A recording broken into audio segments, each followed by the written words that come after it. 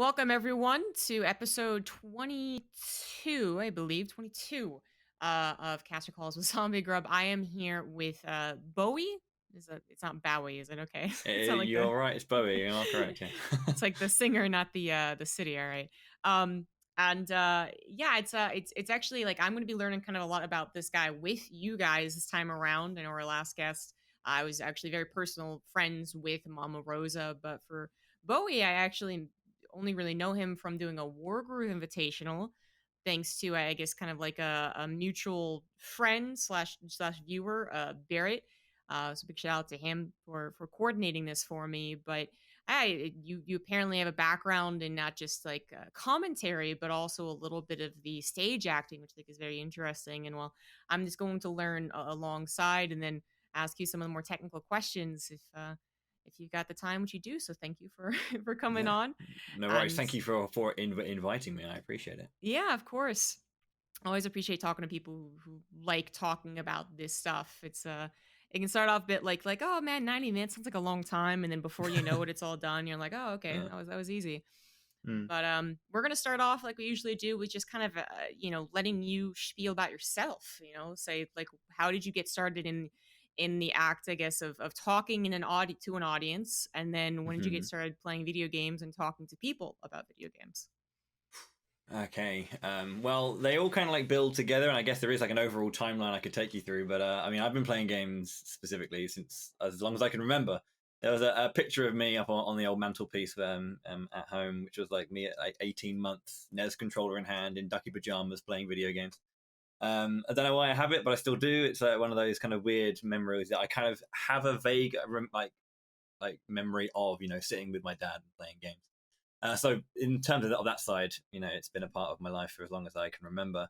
The more performative side of things was a little bit different because when I was really really young, I kind of just like I enjoyed science, and I was quite a sporty guy. I played squash, and for the longest time, I was a squash player alongside my brother. But then around like 11, 12, I started to get into theatre because I was always quite a very active, kind of I guess exuberant child, and I kind of wanted a place to put that energy that wasn't either sport or academia, and I kind of like noticed that there was a school play auditioning thing going on when I was in secondary school. I think year 7, year 8. So I don't know. I mean, 11, 12, that age. I'm not sure what the grades are, Yeah. whatever, for like American or other standard school structure. But I just remember doing a play, and I did Fame. I was a backup dancer and nothing else. I was just it was my first piece. I just remember the process of learning the dance and learning the show, and getting to know the cast. My own group, and then the main cast, all that kind of stuff, and then doing the show. And I just remember very starkly the show being over and being unconsolably like upset. I was just so upset that it was over, that this show that I'd put so much energy and so much love into was done, and it would never happen again, kind of thing. And I kind of knew at that point that performance was something that I really was going to be into. So for the next kind of like few years finishing up school, I kind of like did a lot more in school performances, and went to extracurricular theatre schools and theatre groups, and did plays and musicals, all this kind of stuff. And I just just enjoyed the rush of being on a stage and performing, because it was a thing that I don't know. It was a particular part of my expression that I kind of found was super fun, and I guess there was almost no, I wouldn't say an addiction, but that whole idea of like stage fright, getting a bit nervous. People kind of, that's like the more negative side of the adrenaline, but I kind of found that the rush of about to step onto stage and to stand in front of people and say lines that you've memorized or actions that you've memorized is something that really got me really amped and kind of like good to go, and it was a feeling that I've always relished and enjoyed. So yeah, I eventually I went to drama school, so I kind of put the science to the side. I still enjoy science and all that kind of stuff here and there, but I put that to the side, and I stopped playing squash as competitively. I was competitive up until the age of 18, 19.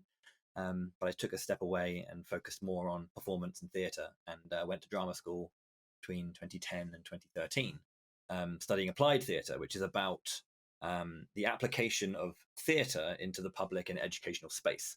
So this is the idea of workshop facilitation and using theatre to educate. A lot of the time, when it comes to learning about Shakespeare, for example, we only ever read it in read it in class and try and break it down, and you don't really get that understanding of what it's like. So doing a piece of theatre, taking a piece of theatre to a school, and performing it in front of the kids, and then after the show, having a workshop with the kids, say like let's go through these scenes, let's talk about these themes, and really get them in a much more active stance of trying to learn it. And I think that's a very interesting part of theatre that a lot of people tend to not really look at, because we're so much focused on the performance and on the craft and the art of it all, rather than how it can help us understand and help us learn about things. And it's really integral for especially GCSE study, which is about 15, 16 kind of years. And A level is 17, 18 for me. Again, work that out for whatever kind of grade it is. But yeah, so that was kind of what I studied, and I really found an interest in using performance as an educative tool. And all while doing all this stuff, going to drama school, and I moved to London to do that. I was, going to, there was events at night, like evenings stuff, for like playing games and all this kind of malarkey. And I've been interested in fighting games. I play fighting games to this day and all that kind of stuff. But particularly, I went to this evening event after with a few of my drama school friends, and there was just Smash set up in the corner. I remember playing Smash Bros. 4. Was it 4? Was it Brawl? It was Brawl. It was Brawl. Crikey, yeah, that's old. Yeah, it was 2013. It was the end of 2013. I went to this event and played Brawl with some of my friends, and members of the competitive community also attended. And they were like, "You're, pretty good. That was some nice stuff. Do you want to come to a tournament?" And I think that was October 2013. Yeah, or around then, like August, September kind of time. So I went to my first tournament ever, and I was like really excited because I'd only ever heard of competitive games, all that kind of stuff. And whilst I knew that fighting games had this competitive scene, I'd never really been to a tournament. So we went to this tournament for the first time, and got my ass handed to me, handily handed to me, and it was a real eye-opening moment. But I remember spying in the corner a couple of guys sitting down on a laptop with little handheld mics talking, and I was like, what's going on over there? So I sat behind them watching the game, but also listening to them talking, and they were obviously commentating the game. And I found it very interesting to kind of listen to these guys describe what was going on. And it's that thing of not just the play-by-play, but explaining the ins and outs of the game, the inner workings, the mechanics, all that kind of stuff. And they just kind of sort of clicked in my head, because I've heard commentary before, sports, watching rugby or something, and listening to all that kind of stuff, and even squash having its commentary in the more modern day, and just kind of thinking, of course this would happen for games as well. And at this point, I hadn't watched any kind of esport, any kind of competitive gaming at all, be it StarCraft or League or Dota or whatever, or or any of the fighting games. I hadn't ever seen it, and this is weird because it was only 7 years ago, and you'd think I'd be a little bit more connected to that, but I never had any major connection to the wider scope of esports. And then it kind of had that moment where I was like, this is cool. And it kind of linked back to the idea of performance and education through performance. So I was thinking that's really, really interesting that people do this for a living. And I said to them, hey, I'm theatre trained, and I like talking about about stuff. Do you mind if I have a go next time? So there was like a month between the next tournament, and went home and watched videos of the videos that they had uploaded from that previous tournament, and listened to how they did it, and watched the game, and thought, what do I want to do? What do I want to bring to this kind of craft? And it's like a whole whirlwind, at least on the Smash side of things. But I think what's interesting to actually mention at this point is that I had started doing work as a brand ambassador for Nintendo at this point. When you go to events and there's people doing demos on the floor, and they're saying, this is how you play this game, come along and try this. So, hey, do you want to have a look? I remember the Wii U was just about to launch, and so it launched like 2012, I think, 2010, 2011, around that time. So this is like a year before. And I just randomly, some guy didn't hear what the person was saying to the demo before us. And so I said to the guy, oh, he's just saying this. He's just explaining this to the guy next to me before we were about to step up and do demos. And the guy who was doing the demo heard me kind of give the information over and said, you're really good at explaining this. Go and talk to my boss. So I went to speak to their boss. I got a number and, called up and, got a job as part of this agency, doing demos. So, and then go back to the tour in 2013. About December 2013, there was an event coming up with Nintendo, and I'd been working with them for about half a year at this point. And then one of the agents approached me and said, you have experience in stage work, we noticed. We were thinking about having a stage at the next event. Would you like to, man that stage and, take people through, bring them up onto stage and, perform a show? I obviously said, yeah, I'd love to do that. It's kind of like, it's all coming together really weirdly, theatre, video games, talking about stuff. And then I just did this one event and it suddenly became this thing that just steamrolled that, Nintendo were asking me to come and do public events for them and just bringing people up to play Smash, come up and play Smash, commentate the games, excitement, all that kind of stuff, all the kind of the hoity-toity energy that is there for live events. And from there, that just kind of kept going until I eventually went more. I left the agency to go direct as a freelancer with them, probably back in 2017, around the time the Switch launched.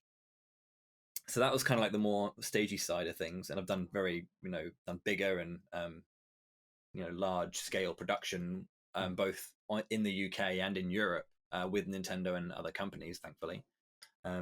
Whilst I was also pushing this like commentary side. So my first big, let's say, break in commentary was maybe 2015. When I went to Sweden for an event called Beast 5, I think it was, where it was like the first big international for Smash 4 on the Wii U. And I kind of got the chance to do the top 8 commentary section with a very well-known American commentator who was brought over on one of the biggest Smash channels on YouTube and on Twitch, of course. So I had this first kind of like opportunity, and it was a really interesting time because I noticed that whilst my energy and my approach to speech and commentary and actually bringing energy into it was kind of where my strength lied, because I was trying to, and I did that thing that most newer casters will do, where they just step beyond the limits of their comfort and they maybe make the odd incorrect call. They say something that they shouldn't have said, and then they have to kind of go, all right, that was a big error. Like, I just remember for one specific thing, I said that one of the characters had a frame 1 move. It wasn't, of course, frame 1. It was frame 3. And it's like that kind of information and like making those, just believing something and just taking a step too far was like a moment for me where I was like, crap, okay. Maybe that's not my focus. Maybe that's not the quality that I bring to these kinds of things, because, it's not in me. Well, it's not that it's not in me to do research, but it's kind of like one of those things that I'm much more comfortable as a caster with a sense of storytelling and a sense of energy rather than the nitty gritty. And I think that moment was a kind of time for me to say, when it comes to games, I need to focus on the play-by-play, on the excitement, on the hype, maybe a bit of color, but not analysis. So yeah, that kind of first big break was a real eye-opener for me.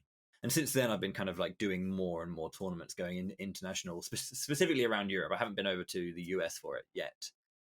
Fingers crossed, who knows? I mean, after the whole situation that we're currently under passes, it's been really exciting because I've been building up the two sides of it, the stage work and the more kind of host style work with Nintendo, whilst also doing the more kind of focused commentary side in the fighting game community. Because I've done a little bit of Street Fighter here and there as well, and I'm currently looking into other fighting games, but Smash has been where the majority of it has been.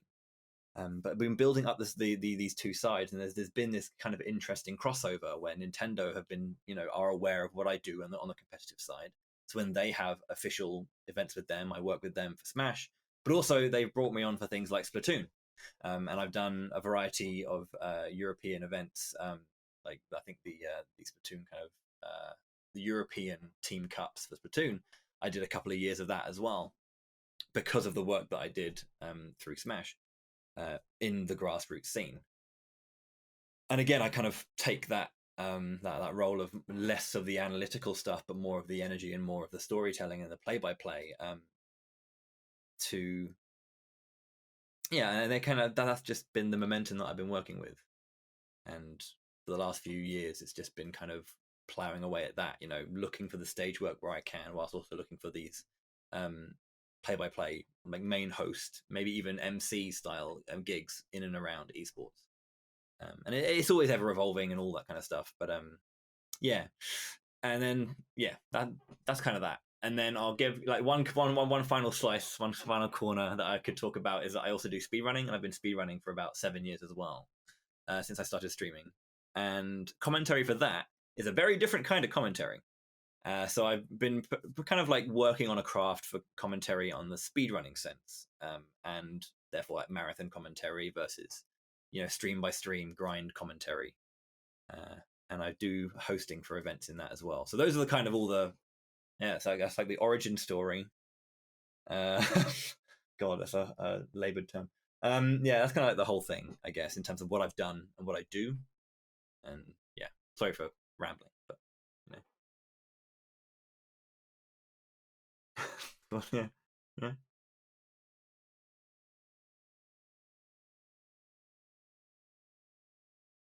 Oh, she stopped recording. Oh, okay. No worries.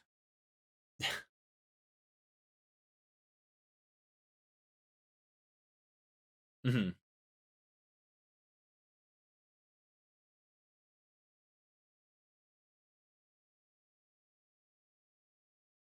Currently not now. I left London. I moved out of London at the end of 2016, and I haven't really done any kind of professional stage work since then. I've done a variety of things like in my own time. So I've kind of worked on, I've recorded things like monologues here and there for my own benefit, and kind of like for voice work as well, and have done kind of specific like small scenes, like recorded scenes for myself, just to kind of keep my practice up. But I haven't actually done any like professional shows for a while, which is a bit of a shame. I do miss it, but right now it's kind of on hold whilst I'm really enjoying this currently. Okay. All right. But still obviously the background of it has been very, very useful to you. And then, my other question is what do you think of yourself then? Really, are you thinking more of yourself as an MC? Do you want to be? Let me ask this: what would be your dream job? If you could consistently do something or get hired by like a main company or main to organize something like that. What would you want if they were like choose anything? What would you want to do? Yeah, it's really hard because I do love the commentary, but I think the thing about it is I like stage hosting. I think the most of all the things that I do. I know it doesn't have like that much of a commentary aspect, but it does have that kind of like performance and that kind of like presentation approach. But I think like being an MC and being a stage host for like big events is really exciting. I think it's because it's that sense of being on the stage. So I think for that reason, because I get a certain kick out of being on stage. In order to be an actor, you have to have a bit of an ego. So, you being on stage kind of strokes that ego a little bit. But I think that's the thing I would do. If I could kind of like go to Evo and host top 8 at Evo. Absolutely, I'd do that. Okay, so that'd be amazing. For you, there really is quite a difference between the commentary being up on stage and having that ego that you are communicating to an audience and educating an audience, and then the ego of being the one that kind of controls the crowd and controls the flow of the show. Okay. I think the thing about because like there is an essence of what commentary does on the stage as well, because at the end of the day, what you're trying to do, even via commentary, is tell the story of the event. Because tournaments as themselves, events and kind of like things like these have this kind of the stakes at play grow, and as you get further through the tournament, and what we're trying to do in any facet of our role, be it stage hosting, be it commentary, is we're trying to tell the story of the event. So even though if we're not talking directly about the game that's happening in that moment, we're talking about the tournament and talking about the community and talking about the game, or even if it's on a grand scale, and being able to control that audience and get them focused and get them excited and bring them into the game that's about to go down, which they'll then hear the commentary for, is just as important for kind of like setting the scene and kind of letting the event be memorable. I guess making the event memorable. A good host is just as important as a good commentator. Yeah, I think there's a lot of people that wouldn't necessarily disagree, but they just would be like, that is probably the last thing that is on a lot of people's minds. I mean, it Yeah. seems like the order of things for tournament organizers and event organizers, Oh, of course, yeah. is kind of like casters are pretty far down there, kind of like 2 weeks advance notice, and then there's the desk host maybe a week notice, and there's the stage host a week notice, and hair and makeup it's 2 days notice. Yeah, it's always book the talent last. Always, that's just the way it is. You might make sure it can, because like the most important thing is the tournament runs. We don't care about anything else. Right. Just if the tournament can run. Yeah, exactly. It's the way it goes. But I do agree with you though. Like, and I think that's something that I said this before. Like, it's weird, but one of the first things you learn when you come into commentary is not actually about storytelling. It's actually something that's like everyone who's ever thought critically or done commentary for a long time will immediately go into like how important storytelling is and building the narrative is. But then when you hear like the first things you hear about commentary or, well, of course, like a speech, right? Just generally having a good voice and being able to speak in complete sentences and having good vocabulary, like all those basic stuff. Sure. But then they even get into other things like your on camera presence and, your knowledge of the video game, right? Like that type of stuff. So it's funny, but one of the last things that really comes in, despite being the most important thing, is storytelling. Do you kind of prescribe that way that you've approached this, the way that you've just identified that so keenly, so quickly with your background in the applied theater? I mean, it's hard to say, because I agree with what you mean, that kind of like the fundamentals of what we're trying to do isn't about storytelling, because like that's kind of the end goal. You get there from a variety of things you need to do, and storytelling is just a way to make things memorable and to give things weight, to make things feel like they're more important than they actually may be. And that's just about how you frame every single set, how you frame every single player. It's but again, I guess when it comes to like my background with applied theater, it's about I guess it's about understanding, not so much about the concept of like how much we put into it. When you kind of like when you relate to something, when you kind of get really involved with a player, you want to see someone win. That's further down the line. You just want to get people engaged, being able to like hear and understand what's happening. Because you're not going to be interested in who's doing what and how they're doing unless you have any kind of concept of the game. So I think what I try and always do is that I'll blend my commentary between two audiences. I think most people do this as well, and that's the case of the hardcore who know what's going on and being able to appeal to them on a very kind of technical level, or at least at like a community level. We know who these people are. We know who these characters are. We're going to tell you all that we can. However, there's also that group of, imagine someone's just curious. They like the game, but they're curious about what tournament they come in. They know nothing about the competitive scene. They know nothing about high level play. How much you're going to bring to it, and it's about being able to break that down into informative yet not like inane sentences and inane information. You want to make sure that it's relevant but also interesting as well. Why should people care? We want to get them to care. We want them to care about everything, and what's at stake. But it needs to happen from a small point of view, and that's true even for the hardcore community. If you're going into a brand new tournament, and you've got the most like intense fans of the game ever, and you're in pools, how are you going to make pools exciting for the fans, as well as pools exciting for the newbies, or the top 8 exciting for the newbies?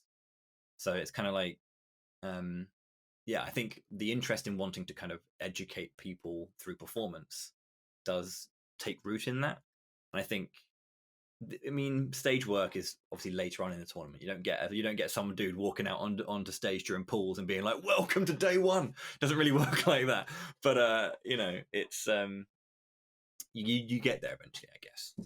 I'm not sure if that answers the question, but Yeah, kind of. It's uh, just like it feels like it is a process for a lot of people, but it's funny because as soon as you said like why should we care, I actually got thrown back to my own AP lit class in high school, which is that like it is again funny. Like we write all these essays when we're in school, and it took a while until a good teacher of mine said that like a good essay always includes like a section basically why you care.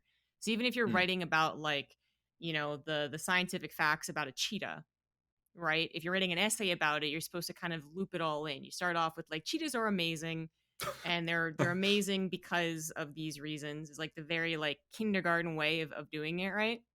yeah, But as you get older, it's just going to be more elaborate. But you always want to put in a why you should care. There's always like it's not just a blurb. It's not hmm, just like a list of facts written in paragraphs. Like there's always yeah, supposed to be a little bit of a narrative to it, even in like an essay, which we usually just prescribe to being kind of monotonous homework. And I didn't really consider that until you said it, because I think she said it the exact same way. It's like, why should we care about this essay you're writing about, the heart of darkness or whatever we're doing?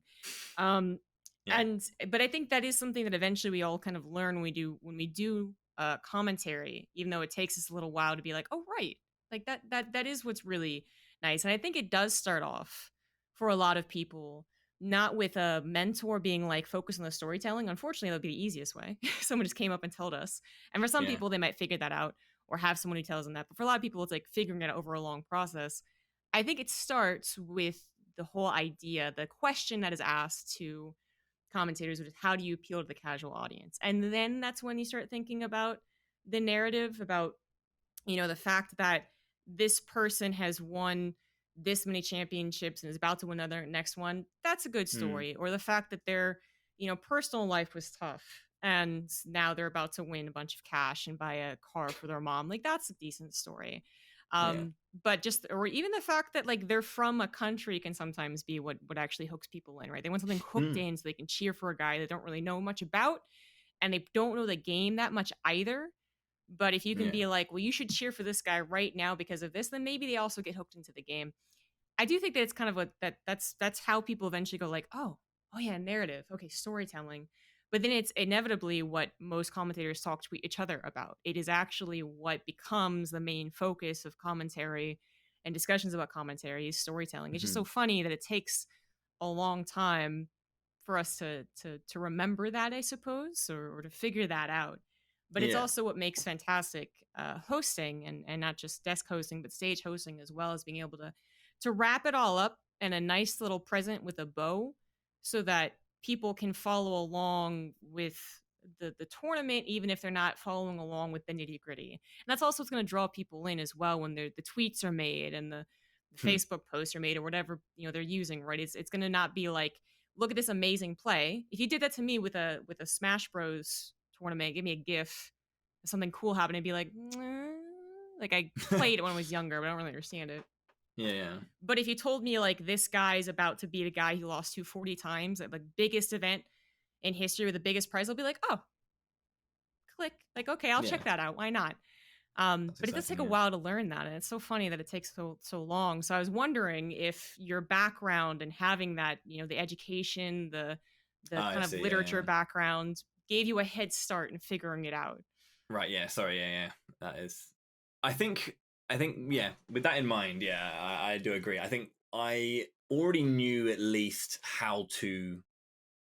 So yeah, you go through the stages, don't you, about picking it all up? I think I had being trained and all that kind of stuff, and having an idea about how I want to tailor content to an audience. Because I did a lot of TIE theatre in education to primary school kids and to secondary school kids at different ages. Doing a show about putting litter in the bin versus doing hard hitting Shakespeare, and then breaking it down for that kind of stuff. You don't approach secondary school kids the way you approach primary and infant school kids. You just don't. So I think having an idea about how I want to tailor my content allowed me to kind of focus on things a little bit wider around. And I think that's maybe why when I came into the scene, there was a little bit of at least interest in getting me to do certain gigs because I had that particular element. And I guess also that the performativity of it as well, because some people know like literally the building blocks of it all. This is what I want to talk about. This is what I want to do, but don't have the energy vocally to do it. You were mentioning that earlier yourself about, having a good voice and being able to speak and, build your sentences in a certain way and use the right vocabulary in order to kind of hit those points home. But it's not just about it's not just about that. It's about how you do it. Because like there are sometimes I've heard the most simplistic commentary, the most basic, like surface level commentary, but the person is so engaged and so charismatic that I'm listening to it. They could just be saying the moves that are coming out and the percentages on screen, but I'm in, because they bring an energy. And this is why we have, teams when it comes to commentary. We have pairing, we have duos, because it does that. And I think and this is where the learning process comes in. Maybe I had that at the start, but I've been working with people over the years who I've seen go from no commentary experience to being one of the best commentators in Europe, because I maybe help them a little bit here and there, but then they just kind of, I see them learn and take it further, because they, as you say, they bring it all together and they understand what they need to do to take it from talking about the game to engaging an audience, to making an audience care.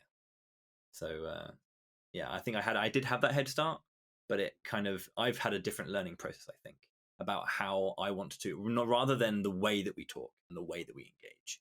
I'm learning more about how I want to talk about the game specifically, because I have a different experience of training, so it's a different content overall. Yeah. And I think it is not just the fact that you are trained in, like, being on stage and talking to an audience, which obviously gives you some basic skills that are quite necessary, Mm-hmm. but also that it's the applied theater, which is a very interesting angle, communicating, to, different age groups, right? To different understandings of your subjects in the broadest terms that still convey a sense of importance, like that would, I think, translate very well into the world of esports, where a lot of people coming into commentary, and this is changing a little bit, and you're kind of along those lines too, but for the most part, people come into esports from being really into the video game. So they come in kind of as, like, sometimes a stereotypical awkward nerd. Sometimes they're gregarious, sure, but then they still focus so much more about the details. They're still kind of lost overall in the narrative. Like Tasteless is a great example. I'm not sure you know him, but he's actually a very outgoing guy. But even then, back when he started, 15 years ago, he was kind of just like, bit monotone, kind of like just talking into the mic about the details of the game. And now he's much more well known for his story building and being the hype guy, as he's moved on and worked with his partner Atosis. So but you come in kind of with the new approach, very quote unquote, because 2013 certainly isn't that new, but of being not just like a little nerd who had trouble public speaking until they talked about video games, which is a lot of the rest of us. You came in with actually a background in doing specifically that, and also kind of specifically like even educating people, which not a lot of commentators so far that I've talked to on this podcast have actually had. Some have done like a bit of debate. Some have eventually gotten into a little bit of the public speaking, but it usually was a process, and usually was supported greatly by their interest in video games. So yeah, there's like this, you're one of like the type, I guess, that is like a different background. And there's also people coming in who have more of the radio background, like they actually went into broadcasting, or went into journalism even, and then they came into esports. But so much more of us are coming in from just like pure video games, and then being like, well, I guess I can talk to 5 people about video games. I guess I can talk to 50 people about video games. I guess I can talk to 10,000 people about video games. And now I'm okay talking to 10,000 people about anything. Very different process. Yeah. But that's why I was like specifically interested in talking to you. And I think it is really cool that it is, again, just like the applied theater is so helpful. So when you talked about the your approach to discussing the video game, and your way of looking at things, how much are you I know it's always a weird way to say it, but how much are you selling yourself to these companies, and do you ever say yourself in a way that like you do come in with kind of like a, hey, blank company, blank organizer, like I can do this thing in a much better way than the other guy because of this background? I don't think. I mean, that's not the approach I take myself personally. In terms of like saying I could do something better than someone else. I tend to. I mean, at least the framing specifically is not to say like I'm better than X, Y, and Z, but it's more a case of saying that I can just bring a very particular approach, a very very specific. Because it's kind of like I guess it's maybe mixed with the idea of that clipped British precision type deal. Because people like to say I'm eloquent, whether or not I am is not up to me to say. It's up to my listeners. But I feel that because like I'm a little bit older than a lot of the people who in the scenes who are kind of like the main competitive scene, and the one who are listening. I've got a decade on most people, which is a bit of a weird thing to say, but it kind of internalizes itself where I'm not kind of like I hate to use this phrase, but like down with the kids as much. Sorry, but it's one of those things where I kind of have this interesting hard line that's kind of almost like pushes back a little bit. I think that allows people to kind of actually like what I do in a way. And I try and sell that in so far as I'm not going to sit there and meme it up. I'm going to be very, very, very professional, but there will be this subtle underlying of understanding everything and knowing everything. So it's kind of, I guess it's almost that kind of dry humor type thing where I'll be and look and feel professional as you like, but there will just be that very casual undertone that comes through. And because again, the professionalism comes in what I'm actually doing and how I'm doing it. But every now and then I can just kind of tailor it where I need to, because like I'm not a person who sits there and memes about. When I hear people just like saying emote names in commentary, I have to kind of have a moment just to myself to go like, they said that and that needs to stop. But I find other ways to kind of hit those notes and kind of like I guess approach those audiences. So yeah, I think that's more the case that I can do corporate, I can do casual, I can do professional. Just I have that versatility in performance. So that's kind of what I tend to sell. Like I could pick a game up that I don't know, and I can make you believe I know it. At least to a degree, or at least I could sell it to the audience you want me to sell it to. Yeah, That's kind of I can act. that kind of thing. Exactly. Yeah, it's and it's like I find this very interesting as well, because very recently, obviously at the league world championships, we had Machine was doing the play-ins, and he was very. I think I saw a reflection of how I do things in the way he did that, and I was very kind of enthused to see that was more of a thing. Is he went in there and he knew that he wasn't like the most experienced with that game, but he just knew that he was able to perform and host that desk in exactly how he needed to. And he held his hands up and kind of like admitted to maybe the shortcomings he did have, that just allowed him to facilitate his co-casters and his support better. So this is the thing, is like when it comes to the applied theatre thing and the facilitation, we're very rarely a one-man team. We're a team, but we help each other get the message across. And I think by being able to facilitate your co-casters and your team to further expand their information, that when you know that you can't go any further, you can hand it off and make that kind of that communication and that conversation shine a little bit more. It brings in other people and other voices, and the humility is a thing that I think I really appreciate as well. The idea that I don't know, but you can tell that he's confident, or someone's confident enough to hold the show together despite not knowing everything. And I think that's kind of the line I toe, where I can do it even if I don't have everything about it. As long as I have a good team with me, the show will be fine. The show it'll be exactly what you want. It's kind of weird, but it is almost like confidence in your ignorance, rather. Confidence in your ignorance, yes. Which is usually a very bad thing. But I mean, I would say the host role even kind of has to kind of fit into that idea. Even like I did some hosting. Obviously, I know StarCraft. I usually commentated as this color. But I did some hosting, and I mean, my goal was not to be the one that just like they said something and then I went with it and improved on it. Like, no, that's the two casters I'm talking to. And Colaris, who's another host that we have, also English, he actually just said like straight up, like, the less that I say anything, the better the show is, right? Like, I'm just there to make everyone else look good. And I was like, okay, That's Yeah. fair. I think there is like you to be so confidently willing to be like, I don't know, but please tell me. I'm sure you're an amazing, storyteller and analyst. You can do this. Is kind of what we ask from our hosts. But it is kind of a very odd area where I feel like imposter syndrome must be quite a big deal to host, especially the ones who do go from game to game.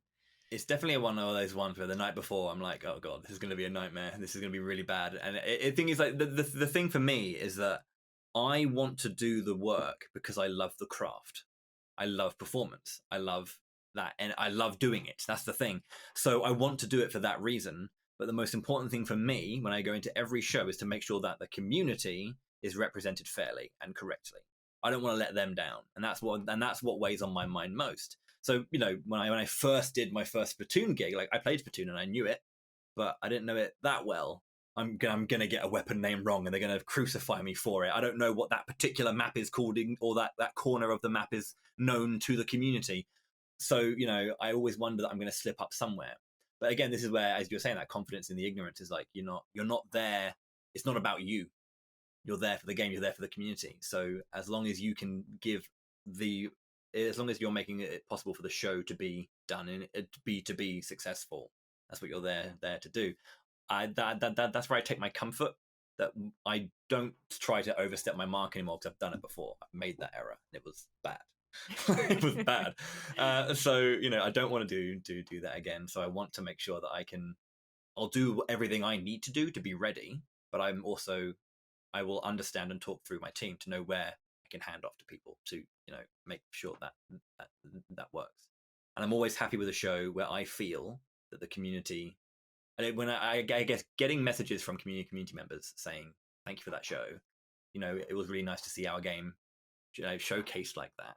That's the most important thing to me, because as much as we have egos for what we do, and we kind of have to be on stage and be on the mic and talk and listen to ourselves talk, it's not about us. As much as it may seem like it is, it's not. It's about everyone else. So yeah, I think that's kind of why I do it. It's difficult though, because it is another one of those conundrums, kind of like confidence and ignorance is not usually it's what is oxymoron for a phrase? It doesn't make much sense, but then there's also this idea of like you should have an ego, as you said, because of what we do. There's kind of like that you have to be somewhat confident, even overconfident in what you're saying at the time, otherwise you become a stuttery, blubbery mess. But you also can't have an ego for the show because it isn't about you, which I think is particularly difficult for, I guess, many roles actually. But coming from the analyst role where you're supposed to really know your stuff, and then having to basically just let go, to either as a host accommodate the other people who are doing the job that you used to do, but that's not your job now, or even being like the play-by-play guy. I think there's actually a lot of letting go of your ego, of supporting your co-commentator, or even in the moment being incorrect, because it actually makes some like fun commentary. When you Yeah. try to play-by-play these fights, and I'll ask you your experience when it comes to fighting games, which I can't even imagine, but with StarCraft, you're fast, but definitely not the fastest fights. Still kind of fast. Your goal as a play-by-play is not actually just be like every nitty-gritty. Every little detail comes in. That's when you become a stuttering, blubbery mess. You're just trying to get everything in. That's not what's going to make a good play-by-play, a good hype moment. But as the person who is used to doing that, that is a lot for me, just like getting rid of the ego and just allowing myself to be wrong. Yeah. So you coming from a fighting background, and this is where I've listened to fighting commentary. Surprisingly, not Super Smash so much, which is what people always think about when they think fighting games. But I do like Street Fighter, or the Dragon Ball Z Kai. I enjoy listening to and watching. It just seems like everything's happening at once, man. Like I actually don't understand how the commentary works, and I'll even say Yeah. that sometimes I don't really appreciate the commentary. Partly because I do think that there's technical problems in it, but then also because I don't know the game, I don't know the pacing, I don't know what the community wants, which is another big deal about commentary, that is just such a X factor, right? But for you, like what is play by play commentary like when you do get these gigs, when you are part of the commentary duo? How do Okay. you mix in? What is the approach to fighting game commentary? Just I guess spiel a little bit about that, because most of my viewers are coming in from StarCraft. They probably don't have Sure. a very good grasp on it. Okay. Well, I think the thing to note first off is the similarities between these kinds of things. When it comes to play by play, you want to kind of hit all the points that Again, it matters. It's separate things for the game, but what you're wanting to do is trying to build up the ins and outs of what's kind of going through both players' heads and kind of what's happening in the minute to minute moments without going into too much detail. Just kind of covering all the things. A good example is when you hit the neutral game in a fighting game where both players are, no one's at any disadvantage, and then normally it's kind of depends on the game, but there's a term called footsie, so you're just trying to play around, throwing out attacks, just things just to try and check enemy movement or anything, just to see what they're going to do, see how they're going to respond, and see how they're going to react before anything happens. The neutral game is a very important part, and just opening up, maybe kind of saying what individual characters can have in terms of matchup against each other. And yeah, that kind of basic stuff. This person can do this. They're going to try and aim to do this. Oh, we can see nice little button check there. They just throw out an attack. The enemy responded with this, and we set the neutral. And then so it's kind of like building up the potentials for what could break what that neutral game is. And then when it shifts into a kind of more forward-footed, I guess either combos, you're kind of like wanting to look. The analyst will sit there and know all the branches and all the trees, all the kind of the pathways that you can take from one particular moment, and they'll kind of like either they'll guess those or kind of explain them in hindsight. But yeah, for when it comes to what I do, I'm just trying to I'm calling out specifically what is happening, what a player has done, what another player has responded to, where they are. So the idea is that if you're listening on the radio, you know what's going on. If you can't see what is happening, can I explain through play by play what's happening, so people know? You don't need to know direction specifically, but if someone's in the corner being pressured, and if someone is trying to break out of the corner, or if there is a massive reversal and a combo is happening, you could pick up that information without having to see it.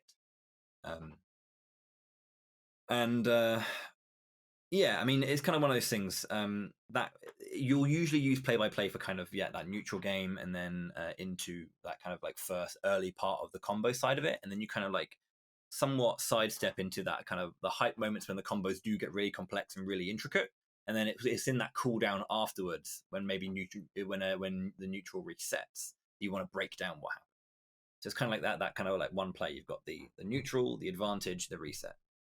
If the reset ever comes, you could just get absolutely wiped completely from intense pressure. But it's about, there's kind of like that 3-stage: the neutral, the build up, the reset, and kind of playing through those. And it all blends together into some degree, where like the play by play will be peppered with a little bit of analysis here and there. It will be peppered with a little bit of hype, maybe a little bit of color, but it is this consistent stream of play by play.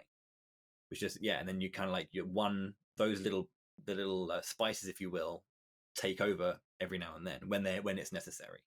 But it is this kind of constant stream. I guess so that did a very good job of explaining kind of the crescendo into the I'm not a music person. But like that did a good job explaining, I guess, the rhythm of like the overall set, I suppose. Yeah. But what I really get confused by is you guys' pacing. It feels like, let's say that someone just got kicked up in Smash and they're about to get comboed in the air. It feels like sometimes, there are so many things happening in that moment, like 5 seconds, not even. Yeah. That, you're kind of just sitting there. And this is actually one of the things that kind of bothers me sometimes, is that in fighting games, in any game, I think occasional just, oh my gods, ohs, wows, look at that, like that's fine. Fighting games does it a lot, and that's where I'm like I'm not sure that is that really the best commentary. I don't know, because I'm not part of the scene. Well, I mean, this is a big part. This is a big thing, and it's something I agree with you on. Is the fighting game community, not at large, but just like there are some great casts who don't do it, but there's like this kind of like level of commentary that happens across the board, where it's just everything has to be hype, everything has to be like exciting, like 10 out of 10 from the word go, and it's just like you need to know how to structure your casting. It's a thing that I have spoken about, and I have talked about to the community and in any kind of like public zone. But like, in all honesty, being from the UK and from Europe, we don't get seen as much as the American scene. So like a lot of what is seen as like casting and seen as the standard comes from America. And funnily enough, the European scene is a very different performance standard than the US. In general, Europeans are much more analytical and much more calm, and then we do have hype. Of course, we do. We do get like super excited. We are the fighting game community. It's just what it is. But yeah, I do think we have that little bit more focus on the details rather than just, which I hear a lot from the American scene. And that's not to trash on the American scene, because they're obviously fantastic casters across the board. But yeah, I do agree with you that there is this lot of like, we'll be 10 seconds into the thing and it'll just open up with an amazing thing, and everyone's just like, oh my god, that's amazing, dude! I can't believe you just like zeroed to test him. Like, bro, relax, it's game one. Right? But I don't know. I think that's about the whole supply and demand thing. Whereas the audience want to hear excitement, they want to hear funny jokes, and oh man, I love a quick wit in commentary. Love a quick wit. But if it's your only thing you bring to commentary, I get bored. Like, I'm like, okay, great, that's another cracking joke. Funny. Tell me, like, engage me again. Engage me, and don't just make funny jokes all the time. There's like this, the idea that they're entertainers. Whereas, yes, you are an entertainer, and yes, you are doing that, but you're trying to talk about something in particular. And I think this stems back to what we were saying earlier about how you learn to do commentary. One thing that the fighting game community does is that I think people are afraid to pick a discipline and stick to it and master it before they pick something else up. They all want to do play-by-play. They all want to do hype. They all want to do analysis. They all want to do color. It's like, pick something, get good at it, mold that into something that you can really work with, and then pick up another thing. So because there's this rush to be the best at everything, no one really sits down to actually break it apart. And that's where you get these kind of super exciting things all the time, because everyone thinks hype's what you need. So everyone learns hype. Everyone does that and does that whilst also doing play-by-play and also trying to analyze. And it's like, just pick your poison. Pick one and be good at it.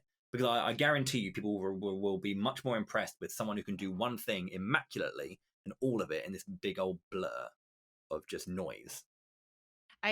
That seems to be pushed, by the way, too, amongst the growing esports. I actually don't really know what it's like in fighting games. I know there's some iconic duos, but I don't think it's like a push for it. But in many of the leagues being established, there is a push to just pick a partner and stay with a partner, and then as such be pushed into your corners of an analyst or a play-by-play. Yeah. StarCraft's a little more, we say we're swingers because we like to make this try. We try really hard with jokes. Yeah. I think if I could say this from someone who's coming outside of fighting games, I do feel like fighting games kind of like Overwatch, which is just a lot of shit happening very quickly, and then shit happening immediately after very quickly. I do think that it would benefit greatly from having consistent duos. Yeah, so there are definitely some duos that exist and are well known. Obviously, in anything, like my main commentary partner is a chap called Viram. I've worked with him for years, and we're kind of seen as the quote unquote top EU commentary duo. There are obviously fantastic casters as well who would easily be qualified for that as well. That's just kind of what people have said. But yeah, we work a lot together, and people look forward to when we work together because our dynamic is so specific. I am play-by-play and hype, and he is just cool analysis and color. And then the thing is, like, he feeds off of what I give him, and I feed off what he gives me. So like, my excitement allows him to bring up the energy as well when need be, and then I can after that I can then bring it down and kind of go back to that more professional thing. That kind of cool, calm, okay, that was an exciting moment, but let's just kind of talk about what this means for this moment here. What is this, going into the last kind of stock for our characters or our players? What can they, how are you going to recover from that type deal? There is that idea though, you want to get as many commentary duos as possible. And I think there is a good thing about that, because you get different experience with different people and you find your niche. But I think there is something to be said about, again, it's a whole thing of learning, pick up one thing and get good at it, find a duo that you can work together until you can find what's right for you before reaching out and just kind of throwing yourself into the mix of all these commentators. The worst thing I find is when, this is the thing as well, is that when you don't understand what someone can do and you get put with a bad pairing, and I guess there'll be a time to talk about this before, like at some point, but like when the person you're commentating with is not a good match for you because they don't cover your weaknesses, or they don't, it's not a symbiotic relationship you have on the mic. It's about helping each other work. And I think that happens a lot more in fighting games, as you were mentioning, that you might need a little bit more stability, because that whole idea of, I'm going to do 4 sets with these 5 different people. Yeah. It honestly kind of sometimes when I tune in, and again, not frequently enough, so I know this is very unfair, but it does seem like That's when I fair. tune in, Mm-hmm. that it seems like they chose one guy who like both know the game. Actually, they both are like dedicated fans. That is clear. But one guy is very analysis or very, yeah, I mean, analysis is the best word I can think of. And the other guy is actually just a guy who screams, like who's passionate about it and therefore outgoing. But there's no nuance to it. There's no sense of professionalism. So I haven't watched your commentary, because Oh, it well, sounds like no, it sounds that's like it's so fine. much nicer and what would be in line with what I would expect. But then I tune into these other channels, and it does seem like they kind of just grab 2 very passionate fans and one who was outgoing and one who was a little more subdued. And I'm like, well, I guess, yeah, okay. But it's usually in Yeah. bad mic quality as well. If I So there's a thing about this as well, and I think a big part of it is the different. And I think this is an interesting. If I may say so myself, it's interesting to have kind of like me weigh in on this versus other games, is because for the longest time, fighting games haven't been professional esports versus things like like your MOBAs or your RTSs, all those kinds of things. It's still to this day a very grassroots scene in many respects. Even if you look at the Capcom Cup or Tekken World Tour, all those kinds of things that are done by Namco and by Capcom, and those corporations that own the game push the competitive scene. Smash, for example, isn't supported by Nintendo in the way that people would say.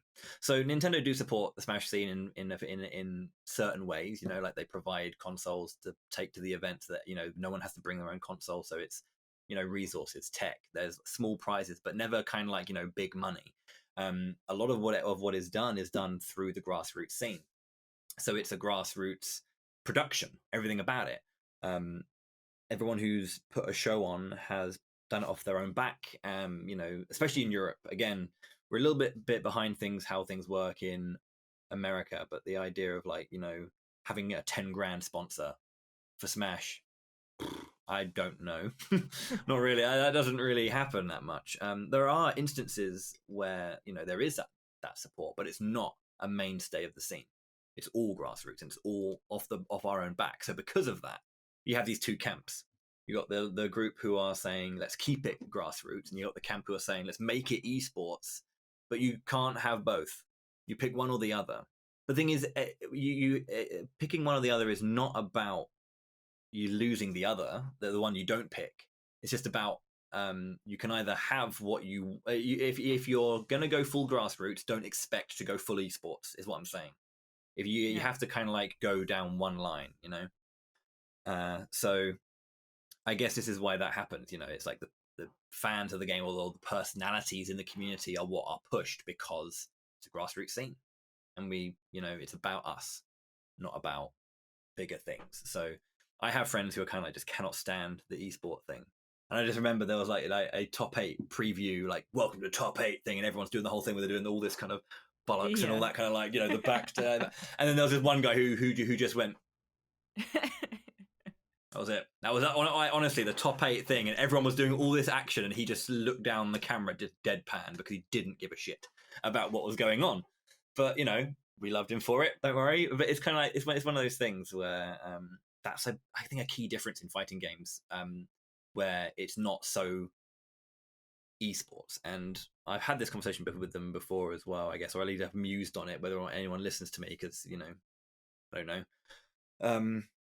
But esports is, I think for me, people are saying Smash is. I don't think Smash is an esport, and I've said it before. I think it's just a competitive fighting game, not an esport, because esport requires this kind of like structured, not corporate, but like you need like a structured organizational body to deal with everything and make it like a rigid structure to how you're going to go about a more professional scene for it.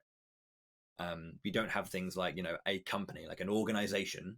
Let's say I can't really think of. ESL or I'm something. Yeah, but that is in control of esports for that game. If you think about Tekken World Tour, that's Namco doing their thing with Tekken.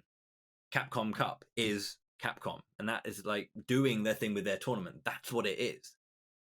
So the structure comes from them for that element of it. Of course, you still have the grassroots events that we still do, but there is this in this esport thing that is always happening. That is always, considered and organized by a corporation. Smash doesn't have that. And then again, outside of those events that are from those more professional sides, the scene doesn't have it in any fighting game, really. We don't really kind of do that. There's like the odd bit, but it's not overall kind of like that. Because I mean, maybe this is my own ignorance on other things. Like I know about StarCraft tournaments when they kind of pop up for the bigger stuff, but I don't know about the scene on the more base level. Same with League. I know about the LCS and the LAC and the LCK and the LPL, all those kind of things, but I don't know the kind of more community level side of it. Right. Yeah. And if that is structured. So I think all that to say, because that's a massive tangent, all that to say is that commentary stems from that same source, that it's about the community and it's about the excitement that we have as passionate fans. And so the people who are more professional and approach that in a bigger way are the ones who are kind of like sired as like this kind of like the best of their region. Yes. Because they do have that professional side rather than just being the shouters, as you were saying, the ones who just go because they're excited. Yeah. So you're absolutely right. I've heard of this. Pure Dragon is actually quite in a Smash, and just like paying attention to kind of every single esport, I recognize the problems that Smash in particular has had identifying as an esport or not. But I think you're right.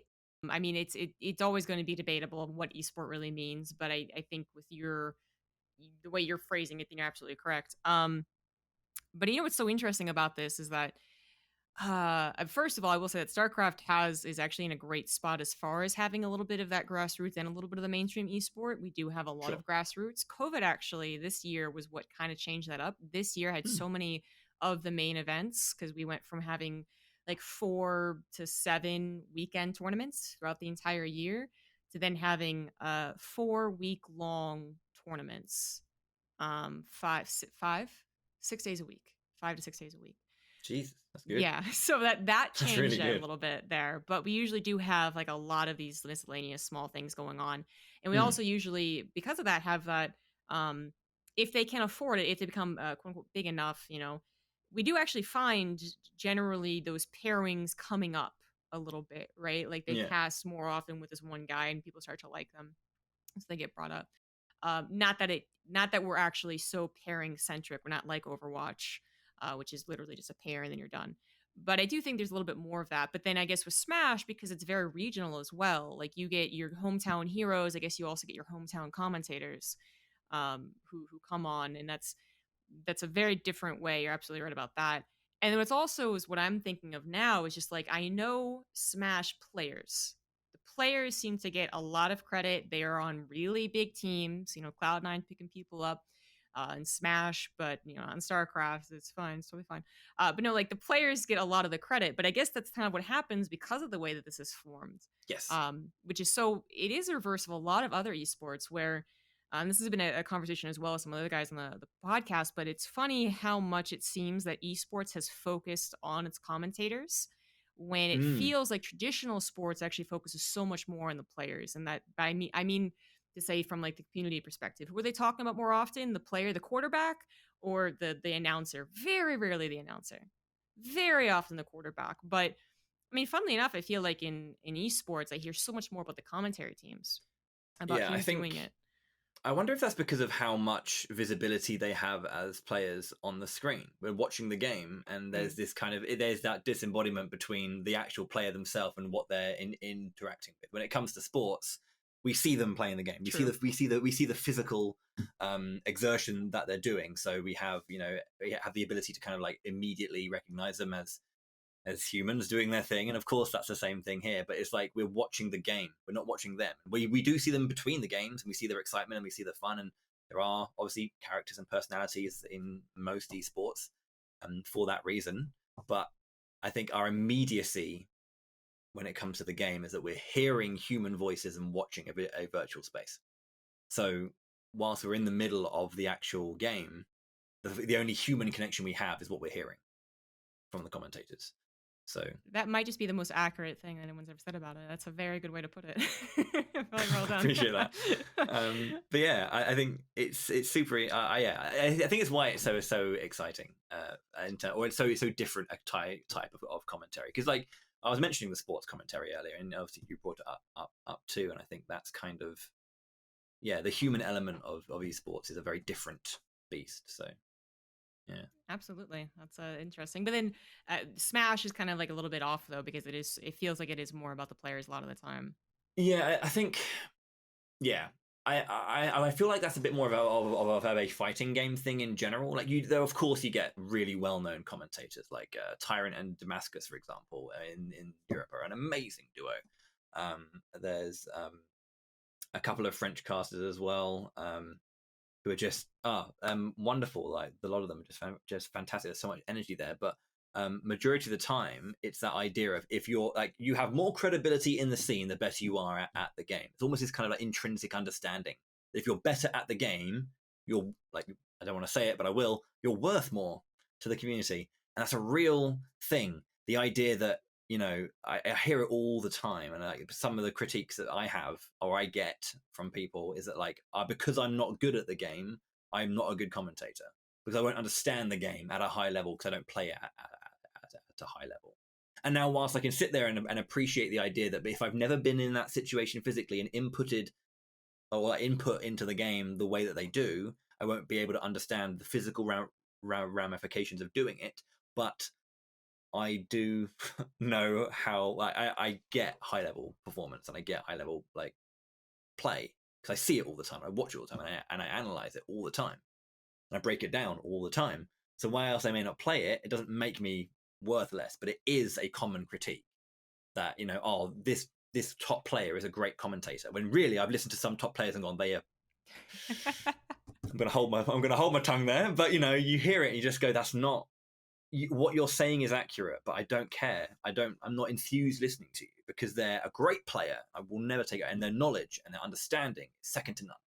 But they can't present it. Right. So it is a case of these two halves. You do need knowledge. You do need the understanding, but you do need the ability to present it as well. Yeah, absolutely. That is a thing that is rife in the fighting game scene.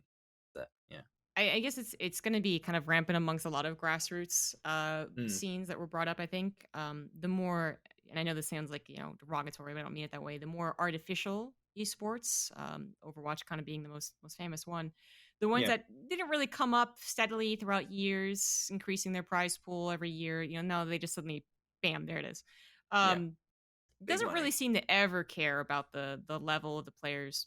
Sorry, the commentators, and I think there's two things happening where one, I mean, yes, the bigger the audience, the more the casuals aren't going to care so much about the details. So there's that portion. But then also too, I mean, this has been, my perfect experience would be going to events and casting and never having to stream. But I think a lot of the grassroots things, right? Like you can't just go to an event and play, or maybe some people can play or commentate. It's not going to make you enough money. So either they have a side job or they stream, and then suddenly like everything about them is just out there, including if they're bad at playing or not. Whereas for Overwatch, you could guess, you could maybe kind of know, but like it's not their main, it's not their brand. Their brand is not the streamer turned commentator. Their brand is just it is commentator. So I think that we share that in StarCraft, perhaps not quite to the severe degree that sounds like from Smash, but I think we're still one of the more severe ones in our scene, where it's like so much of what people expect or think they really want is very detailed, high GM, and then you get the inevitable like, oh, you're masters, we're not GM, or you're GM, we're not Korean GM, or you're Korean GM, well, you're not, the best player in the world. You're just like, well, there's actually no meeting the expectations. Yeah, it almost is kind of like gatekeeping of what's considered worthy. You're just like, why is that kind of the base level community? Like, why are they the ones who get to decide what's worthy or not? But they're the loudest voices sometimes, and that is sometimes enough. Yeah. But I was just thinking about that because, like, I mean, I stream. It's kind of what I do when I'm not doing my work. Like, if I'm not, it's my day job. Think about an actor who does the whole like waiting tables or tending a bar at night kind of thing. That's what streaming is for me. But I couldn't imagine like sitting down and being like, yeah, I'm gonna go and play Smash on my stream, and like no one would care really because I'm not good enough. They were like, oh, he's the guy who talks about it. He talks about it, and that's all he does. So it's like, please. Yeah. Just because I'm not like PR'd in my region, power rankings. I'm not sure if that term is used. I don't think I've ever heard. I know power rankings, but not PR. Yeah, it's what it's personal like, record. The PR top 10. Yeah, but there are certain like superficial things that are kind of, you need this base qualification to be worthwhile in my eyes, kind of thing. It's just the sooner that stops, I think the sooner we'll have a little bit of a more open critique, or like, I guess a more concise critique of what's good and bad. Because right now it's just loud noises on the internet met by loud comments in the YouTube comment section, which is just as bad. But yeah. There's definitely a little bit of like, the branding comes in where if like, if you were to tell someone listening to commentary nothing, they'd have a certain expectation. If you were to tell them, even if it's a lie, that one of the commentators is super, super, super damn good at the game, they would, just go right to thinking they're the analysis. Maybe they're not actually. The analysis, and that they actually are correct in everything they say, which is not necessarily true. Even when the pros do it, they're oftentimes thinking of the thousands of branches that can come from a single moment, and they guess one branch, another branch, and because they're pros, they don't get the same, pushback that a commentator would if they guessed the wrong branch. Yeah, that is true. Yeah. The other thing I'm really jealous about fighting games for is that I love the idea that like the two people are on stage, which I think is another thing that kind of works with this idea of like the players have been more the focus in the fighting game community. Especially Smash is where I feel like I see it the most, is when the two guys are up on their old TVs playing the game against each other, or literally right next to each other, so that when they end the game, they can either smash the controller down and walk away, or like, or they shake hands. Either way. I think that adds such a human element to it that's not the same when you have two people on different sides of the stage in their boxes. Absolutely. I think that's interesting as well, because I don't know why. I think that's the thing I've always liked, actually, is that if you look at fighting games and the idea that it's a very like a close, claustrophobic, combative space virtually in the game, but also next to each other as well. And I don't know why that hasn't been done for something like even if it's like they're in boxes, but just bring them closer together, because that idea that then like kind of I think there's like this disconnect between the space they're in. They're together in the game, but they're like separated outside of the game.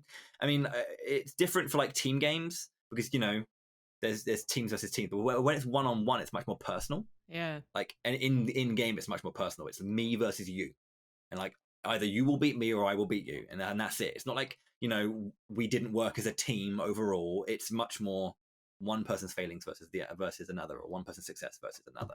So I think that kind of, it was that whole idea of like how that translates from the game to them individually as players side by side, is kind of interesting. And it creates more, it pushes more into this homegrown feeling, this family feeling. Unfortunately for StarCraft's thing, it's usually a lot of the technical aspects.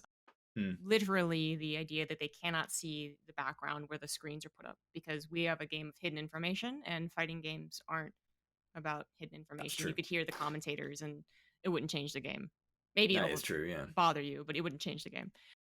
So but it does create that sense of like, and so I think StarCraft has always been that, it's one of those problems, like not feeling that close, not feeling that connected. And this also goes back to the UI problems from ages ago, but that's a different story. Yeah. But the idea that you're kind of far apart, the commentators are kind of far apart. And then, we get this idea that we're all like super professional, and like we're like golf claps, like very not personal and connected. But that's actually not what our commentary is like at all. So it is usually an expectation from outsiders, and then they come in and they're like, oh, this is what it's like. But I can see that based on the things that are presented on the screen, why it would present itself like that, where if you watch a Smash tournament, it's like, oh, this is clearly a bunch of friends getting together for a tournament, even if it's like 10,000 people. Yeah, of course. I do see that as well. I think to kind of like harp on a point as well, well, not harp on it, but to kind of like build on a point, that whole idea of like the personal nature of it all is that like fighting games started in the arcade, so it was kind of you had to be physically there, and it's kind Mm. of it holds that same history. So it's really awkward for us when we have people separated. Even if even if you have kind of like two TVs, you got a split feed to two TVs and they're opposite each other. It's not weird for us, but it's kind of there's still the close proximity because of where it started. It's you go down to the arcade with your mate, you put in 50p, and there's you and Steve playing right next to each other, and it's kind of like jostling and all that kind of stuff. There's a little bit more. I think that root of where it comes from is really, it doesn't stop even on the high level, and I think that's not where games like StarCraft or or League or anything like that they started from. They started online, Yeah. separate, Yep. and it was a big deal to come together for LANs to do that. That's kind of because again, tech. You have to bring together like a billion PCs, and you have to bring all this stuff together. Which is why it's like it's one of those things where, as you say, regardless of the level of the tournament, it's still the same thing. We're still like the same dudes going to the tournament, friends or whatever. Whereas when an event is on that brings the community together in a game like StarCraft, it's really important and it's really special, and that brings up the energy, the performance, and the prestige of these kinds of deals. What is a big enough deal to bring the community together like that in one space? And I think that's kind of where that separates itself, and that kind of again works its way back into the commentary. And I guess the tropes that you hear in fighting games, because imagine like everyone's in the arcade and you got Gary and Steve playing, and there's a crowd of people around watching, making noise. Like, and then again, Yeah. that's just like how it goes. Like the noise of the arcade, the machines around you, but then there's one focus on this one thing. It kind of all like swells back It's together. it's the opposite of when you go to a StarCraft LAN and everyone's Yeah. crowded around the two guys on either ends, and everyone's like, Yeah. shh, don't say anything. Don't say anything. Yeah. Yeah. God. Very, very different.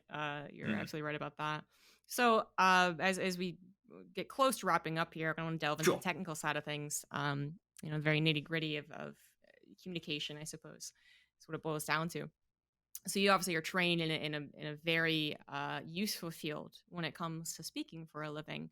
So Yeah. what are some of the things that you were taught, going into the field of study that you did that really made you feel like you had a different you were I mean better, let's be real, better than the people you were watching on screen, that you were like, oh, they clearly aren't pronunciating, they're clearly not enunciating rather, or pronouncing correctly, they're not actually using their full breath. What were the things that you found that people should really be focusing on, kind of that baseline fundamentals? So, two specifics. I'd like to talk about a personal grievance, personal difficulty a bit later on. Before we kind of wrap, I'd like to talk about it at some point.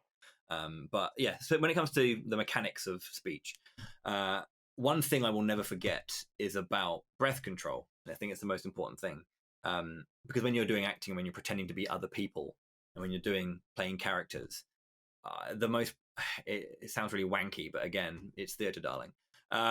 Is that when to accurately embody someone else, you have to change how you breathe, because everything about someone's speech and everything about someone's personality and voice comes from their breath, because that's all speech is. It's breath control. If you change the way you breathe, you will speak and perform differently.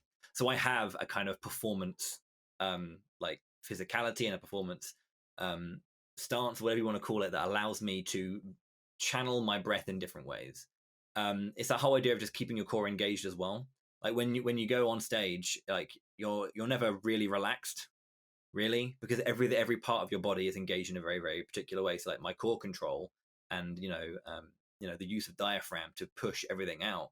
There's like one of those early things you'll learn, or kind of like a warm up that you'll do, is just to kind of sit there and just warm your voice up by just breathing out, like exhaling hard from the diaphragm to push the diaphragm. So you do that to get used to that sharp moment of just using the diaphragm and pushing it all forward, and that allows you to kind of like it's about speaking up And I don't mean that in terms of volume, I mean in terms of energy. From slumping and talking down here and being like, oh, this is really good, I like what's going on here. And then just opening the body, opening the diaphragm, and being able to really push and use all of the muscles in your body to talk about what's going on. That this particular event has happened, and that's very exciting for this reason. Now, my energy isn't going up, and my volume isn't really going. I mean, it is, but it's kind of like, it's not about shouting. It's about just being able to push, just push the energy, push, the effort. It's about effort. It's not easy to talk for an extended period of time with that kind of thing in mind. So that's one thing I do. And I think one thing, this again is so different, and I could talk for ages about this because I'm British and I have to listen to American voices a lot, and the difference in the way we speak. And it's not a case of accent, or it's not a case of saying aluminum instead of correctly aluminium. But what I mean is, in terms of like, there's speech patterns that are so unique to certain areas in America, and one of the main ones is the upwards inflection at the end of every sentence that always wants to go up. And I never understood it when I was younger, and I spoke to a lot of people about it. And apparently, when it's not everywhere in America, but certain areas do this, where the idea is that, like, if you don't go up at the end, if you don't leave with kind of like this positive forward energy, that you're not putting any energy into the sentence itself. But it always comes up like, we're going to talk like this every single time and finish our sentence here, and it's like, you don't need to do that. So I think but I mean, that's just, I find it interesting how people navigate tone because of that, in terms of how we're taught how to speak generally, and then when you get taught how to perform. You were talking about, the idea of being monotonous. You can have energy, but you can still be monotonous if you're always speaking in the same way, rather than kind of, using different elements. Because, like, for example, speaking very, very lowly, but also talking with a little bit more higher pitch. The energy didn't change between here and here, but you can just tell that there's a difference there. And some people can't hear that difference. I wonder if it's just, I don't want to say tone deaf, because that's usually reserved for the idea of singing, but it is true here of speech as well, that they may not realize the difference in the tones they're using, or if there's a propensity towards one particular way to end a sentence. Now, and it's not a case of it's bad to always go up at the end of every sentence, but it's when it's done in a very particular way, you can change the tone even if you are with an upwards inflection. But yeah, I think it's like breaking out of the habit of our own patterns of speech to speak in a different way. And that's where the breath comes from. Being able to kind of like trust that you can put energy in, even if you are going down at the end of the sentence, rather than going up. Yeah. There's a lot of things to break down there. So I've not been trained. I want to do improv. I basically got the idea of like, I should do improv at the start of this year, and then this happened. So, well, yeah, thanks. Yeah. So I never got to do it, and I was one of those shy kids who didn't really want to do public speaking until about college. Sure. But I've done voice acting recently in the last year and taken some lessons there. So a lot of these things, they resonate from stage acting to voice acting to, music as well, and singing. But, the first thing is, you said, kind of like you can be monotonous even when you're not just like, really mild tempered. Like that's what people think of monotonous. But I think I don't remember who it was or what I was reading, but like, it's the idea that you can even have monotony in written word if it's the same like amount of words in each sentence and the same amount of sentences in each paragraph. That actually to us is kind of like, it's what makes our eyes start to droop a little bit. And that can be said the same thing when it comes to commentary. Like, you can actually be kind of rushed and kind of be excitable and kind of doing this thing, and then you keep doing it and you keep doing. That's actually still very annoying. People wouldn't say it's monotonous, but they say it's probably annoying. The same idea. And then the upward inflection is, I think, also something that you described it well, but what I've also heard is that for Americans, we tend to think that anything without an upward inflection is actually people being upset or disgruntled or mean. So when we go to the UK, we tend to think that you guys are kind of, stuck up and a little bit too serious. I mean, we might be as well, but it is a thing. Be. As well, right? But it absolutely will. And then the last thing I think is really important is that this is one of the things that I think you can improve a great deal without necessarily having to go back and listen to your broadcast. I think that is true. I think it can happen. Yeah. But I think there's certain things that can only be improved on, or you can only identify as weaknesses when you go back and listen to your own broadcasts. It's not something Yeah. that your co-caster even necessarily will be able to decipher is the problem as they just listen to you casually. The amount of the tone, the way that you say something and the way you think you're saying something and the way that people hear it, or even when you listen back to it, you hear it as well. You're like, oh no, I didn't mean it at all. Yeah. It has Yeah. happened to me recently as I became more inspired to do more VOD reviews, which is just the worst, but it's It's required. boring as well. I'm just like, I don't want to listen to me for an hour, please. Anything Exactly, else? yeah. I had done it kind of a lot for the camera approach, but I hadn't really done it as far as a commentary. So I did it recently, and it's just like I was very upset at how often it felt like I was unintentionally being a kind, almost kindergarten teacher, saying like, "Well, let's go, children. Let's think about how we do this." And I was Yeah. like, "That's not what I wanted to convey, though." So and Mm. that only could come from like I thought at the time I was doing some really great commentary, which people thought it was still pretty good, but I thought I was like really nailing it and really like, ending on a downward inflection and all that stuff. And then I just listened back and I was like, shit, that is not what I meant to convey. Yeah. That type of stuff you I have to have listen. yeah, I have the same thing, but kind of like again, it's like there's different expectations in terms that I was saying it earlier, different expectations in performance, but also speech. But also a British thing that I do that I think is one of those things that just can seem really to me obviously a joke.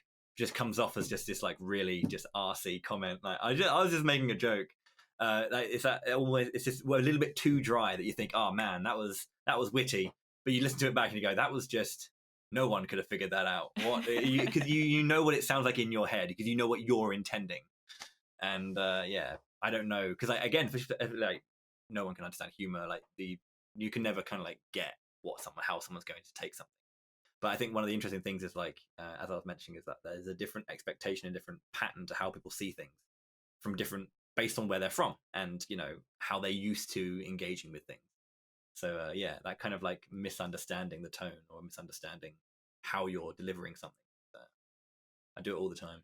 It's terrible. It's even something like for the camera work that I also had to do, which I just found so Mm, frustrating. I mean, there's going to like in an ideal world, everyone would give everyone the benefit of the doubt, or no one would have preconceived notions depending on your gender, but it happens. So for a long time, back in the beginning, I would be commonly get the critique, if you will, just a guy in chat, of course, but still, of course, yeah. saying that like, why don't you smile more? I'm just like, Oh, gee. oh God. But to a degree, they kind of had a point. So I literally put on the camera smile. I don't know if Mm, you want to yeah, call it that, right? Where it's like it's not even like a I'm crazy. It's just kind of like a yeah, little bit of a nicer look, yeah. and that See, happens I have it. even. Oh, go ahead.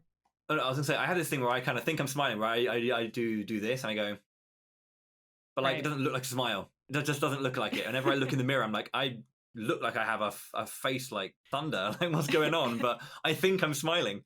But it's so weird. Yeah, you're right. There's this kind of like, how much do you need to like brighten up your your appearance to the camera? Because it's very easy to go over the top. So it's kind of yeah. Sorry, I didn't mean to interrupt you. I apologize. No, it's just it's good interruption. Like, and it said about commentary a lot, but it's kind of being like more than 100% of you being like 120% of you. Like, you're not exactly faking it, but you're kind of Mm, pushing it a little bit. And it comes down to that. And even in voice acting, they tell you that even when you're doing something sad, and you're acting sad, like there's even still a little bit of the they had a phrase for it that I've forgotten, but basically there is still a smile because when you're doing voice acting for an ad, for instance, where you're like, at pharmaceutical company A, we care about your loved ones.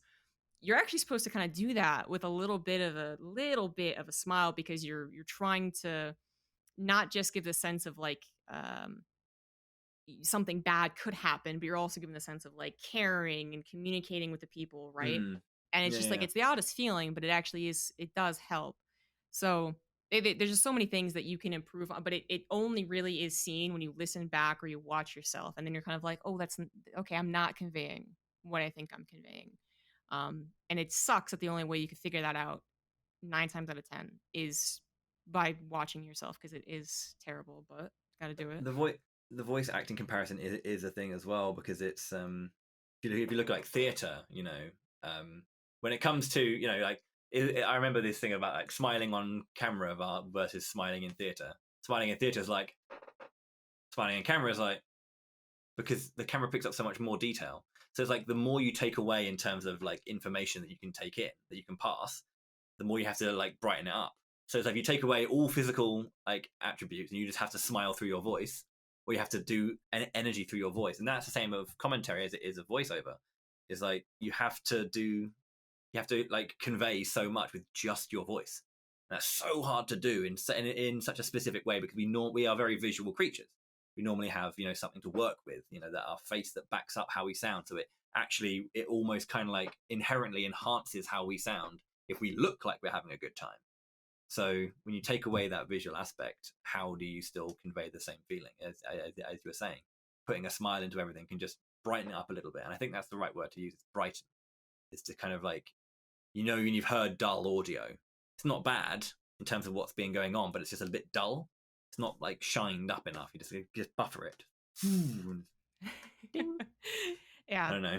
Noises. Usually one of those like it seems like it is such a small detail, because I mean generally it is. Most of the time I think when people are listening to other people, podcasts, commentary, radio, whatever, right? They're kind of looking for just people having a little bit of fun. And that can get you a long way.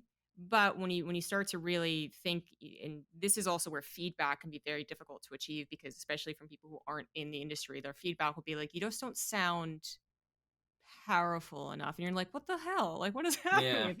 So yeah, again, like Yeah, it is thanks. something that actually altogether adds up to quite a better commentator. But on an individual like picking apart type of level, it can be difficult to exactly decipher what it is. So Yeah. but you wanted to talk about your own personal I guess challenges with speech. So Yeah, this is the thing that's very important for me actually, and it's I've talked about it a few times in a variety of ways. Is that I think this is an interesting part to how I do commentary, and it's about owning your shortcomings. I think people are always wanting to hide the shortcomings that they have.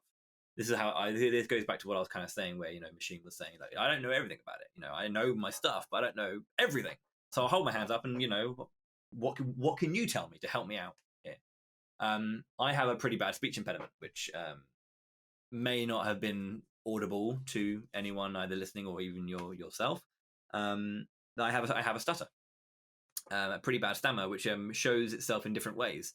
Either I won't be able to get a letter or a word out because it starts with a particular letter, or I'll do very minimal. I don't have like that kind of obvious but kind of style, but I'll do one where maybe B's are difficult for me that day, and I'll say my name's Bowie, because I can't quite get it.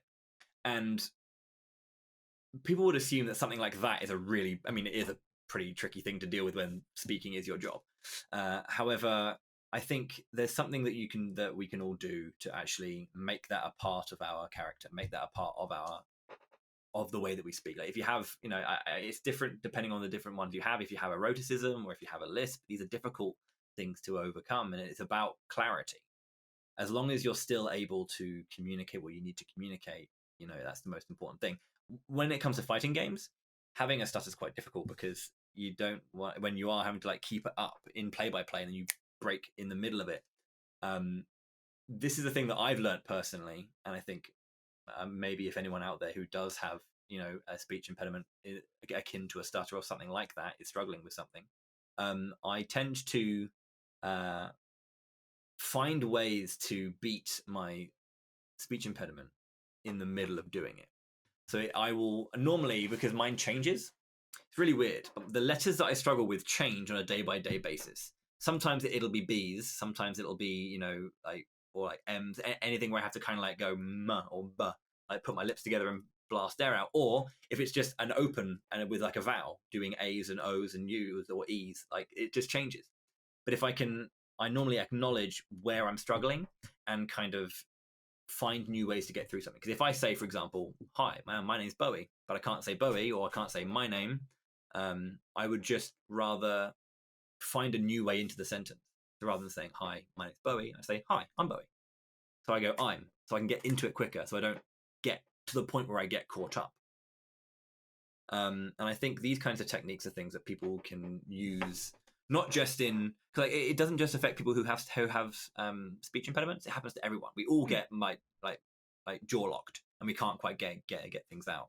And I think having a variety of knowing where those kinds of things can happen, and then being able to beat them is very important. But if I think that the thing I want to say for the most part is that when I do fall into a habit of stuttering, I don't care. People can get very self-conscious about these kinds of things, and I know it's not as easy as just saying don't worry about it, just own it. Of course it's easier said than done, but and people who don't have speech impediments or aren't used to hearing things in different ways, like when you first hear someone with eroticism, like people just like, oh my god, why can't you talk properly? It's like, dude, do you understand what's being said? Yeah, then why does it matter? I want to try and break that stigma as a whole anyway, but never backing, like, if you don't be afraid to kind of get started. What I'm trying to say is if you have something like that, because speech impediments are a thing that everyone deals with anyway, but like people have a specific type. But I think finding ways to master it just by understanding how yours works and then coming up with counterplay to it, almost like a fighting game. You have a matchup issue right here. I have the voice matchup issue, and these are my counterplays to it. But I think, a lot more people in this business have something like a speech impediment that you aren't aware of, because they are able to master, or they've been able to master it over the years. And if it does happen to them, they don't stumble, they don't stop, they don't let it stop them from continuing. If I stutter in the middle of something, I've stuttered in the middle of something. That's not why people don't listen to us, because we are perfect. They just don't. They listen to us because we are a character, we have a charisma, we have our personality. It's not about the issues we have. You know what I mean? It's not a lack of issues, I think. It's the whole picture rather than just a small little pixel. And I think it can be applied basically all over you. I mean, you're right. Like, and I think a lot of people also came from having speech impediments. Is more common as well than people think. Like, I don't really think about it often because I was fortunate enough, I guess, that it didn't really impact the rest of my life. But I did go to speech therapy up until I was like 11 or 12 or something like that. So I think same.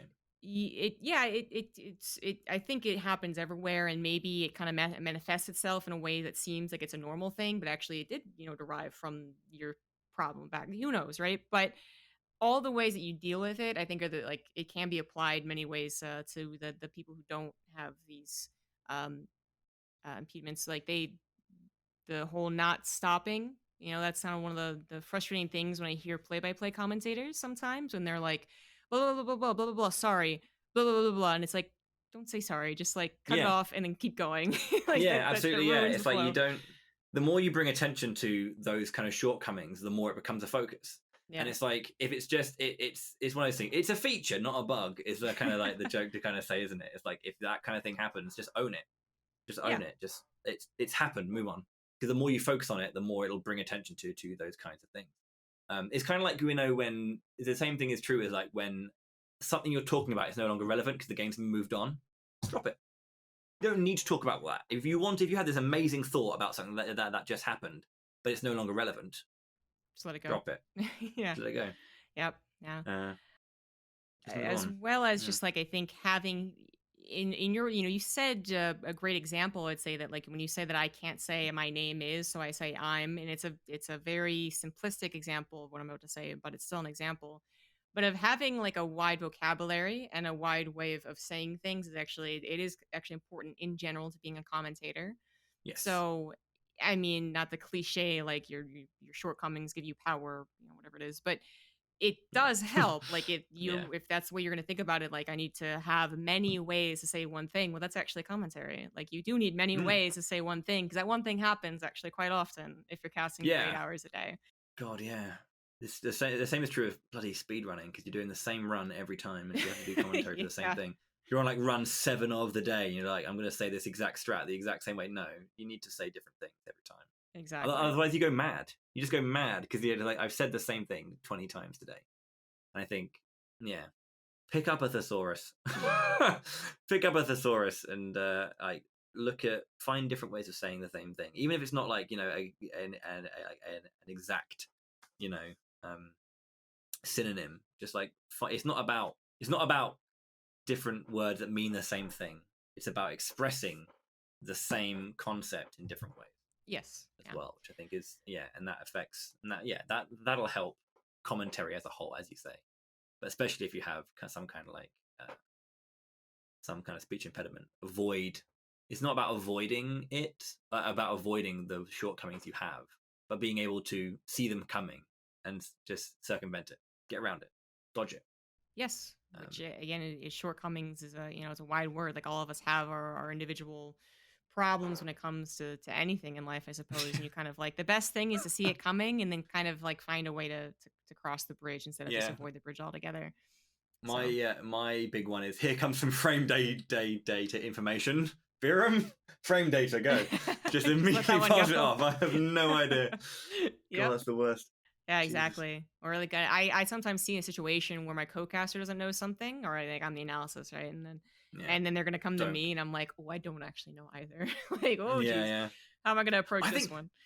This is the thing I have to say actually, because it's so true. Like, don't be afraid to just ask questions on commentary, because you don't know everything, and it's okay to not know everything. And I don't mean in a case of like not knowing enough to do commentary. But if something happens that you're not sure on, you can just go, You can just pose the question, because you're putting that question out into the air. You're posing if you don't know, or the commentary team can't find an adequate way of solving a riddle, putting that question out into the ether is enough to let the audience get engaged, because then they're trying to figure it out. Or if they have the answer, they can go, oh, it's that, and they know the answer, and they've answered the question that you've asked, and that's a way that they can engage.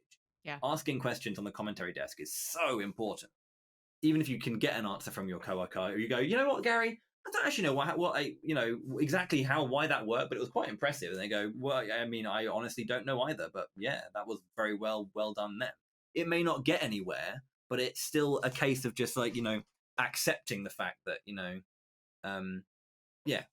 man, I haven't seen that particular interaction with those two characters before. Very interesting, and that's enough. Move on. You're done with that kind of thing. You don't need to break everything down. Some things can just, be a mystery, or if it's just to the commentator, that can just be a thing that is just there, that just happened. You take note of it, you move on. That was weird. Off we go. and I like the idea of asking kind of to like the general audience, just kind of letting it go, as opposed to necessarily like obviously getting it wrong when you think you have to know it. I mean, that's really atrocious. But then B, also thinking that your co-commentator is going to know everything, so you approach them with a direct answer that they then have to awkwardly say like, I'm not sure either, instead of just being like, that is interesting, I wonder why he did that. Opens up the opportunity for them to be like, I agree, I don't know, or opens up the opportunity for them to say, I know exactly why. So you were saying earlier about improvisation, and I think you wanted to get into improv. Damn you, David.